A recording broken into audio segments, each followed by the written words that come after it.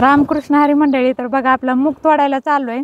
तर आता उद्या रविवार आहे ना, त्याच्यामुळे मग बाजारात विकायला नेण्यामुळे धाराशिवचा बाजार असते उद्या. तर त्यासाठी मूग तोडायला चाललोय. आता 1-2 पोती तोडल्यात आणि काही तोडायच्या सकाळी, काही ना आणि राहिल्यात तोडायच्या. तर हे बघा असल्या एकदम गावरान मुगायच्या शेंगा आहेत. आणि कुणाचा सुद्धा मूग आलेला नाही, फक्त आमचा मूग आहे. आणि कारण आम्ही लवकर पेरला होता त्यामुळे मूग लवकर आला. आणि आता भाव म्हणजे आहे का ना, बरा भाव आहे. आता उद्या बाजारात गेल्यावरच कळन किती, पण ऐकून तर आहेत 90-80 रुपये किलो तर आहेतच. पण आता बाजारात कळन कसा भाव आहे ते. आणि इकायला मी जायचं म्हणायले, मग आणि नेतात का नाही काय माहिती इकायला. तर नक्की तर बाजारात इकायला तर गेले ना, तरी नक्की तुम्हाला बाजारातला व्हिडिओ दाखवून की कसा बाजारात इकायला असते. तर भाजीपाला घेऊन बसलेलं आणि कशी शेतकऱ्याची फजिती असते पावसा पाण्याचं. पाऊस तर येतंय जाते सारखं चालूच असतो पाऊस.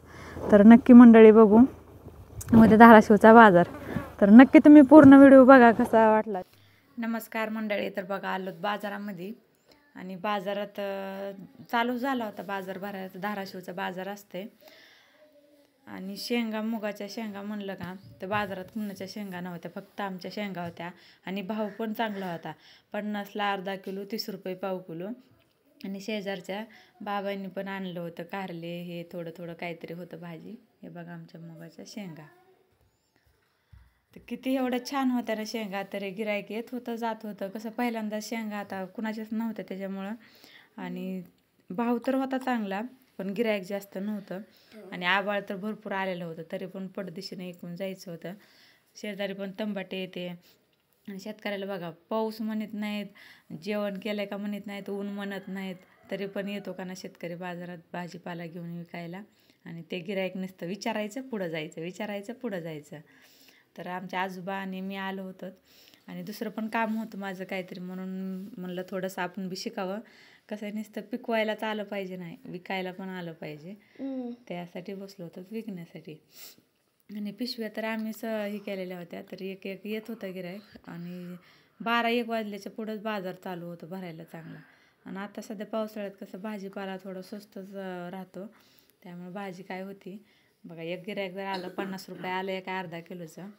आणि इकडं आमची मागं बसली होती लेकरं, बाबानं त्या पलीकडं आमच्या शेजारचंच माळव होतं सगळं, भेंडी, पुन्हा आंबाड्याची भाजी होती. आणि इथलेच बाबा होते धाराशिवचे, त्यांना आपलं खोबरं, खारका हे घेऊन बसले होते. कसं असते, प्रत्येकाला काहीतरी 4 पैसे कमवायचे असतात, त्यामुळे काही ना काय आपलं थोडंसं घेऊन बसायचं असतं विकण्यासाठी. आणि सगळे असं बाजारात कसं म्हातारी माणसंच असते, तर कसं असते त्यांना विकायला पण जमत असते, पहिल्यापासून विकलेलं असते. आणि बाकीचे घरी कामं असते, त्याच्यामुळं ते काम त्यांच्याकडंच असते. त्यामुळे सगळे लाईनीला. पाऊस आला तर एवढं नुकसान होतं, एवढा राडा होतंय ना, फक्त पाऊस येऊ नये एवढंच वाटतंय. चला म्हणलं तुम्हाला पण बाजार दाखवा आमचा धाराशिवचा, आणि कशी भाजीपाला विकायचं असते हे पण दाखवावं.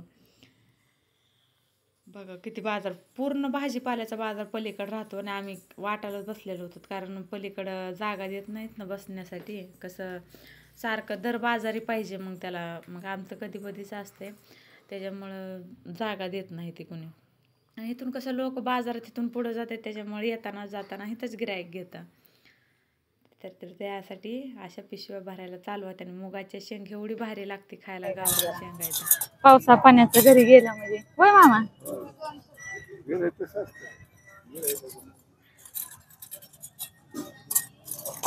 मामानं काय म्हणू खरं आणले का. पाऊस आला तर हाय असं भिजत जावं लागेल का ना घरी. पुन्हा हे तोड्याला वाटू होते, एक तर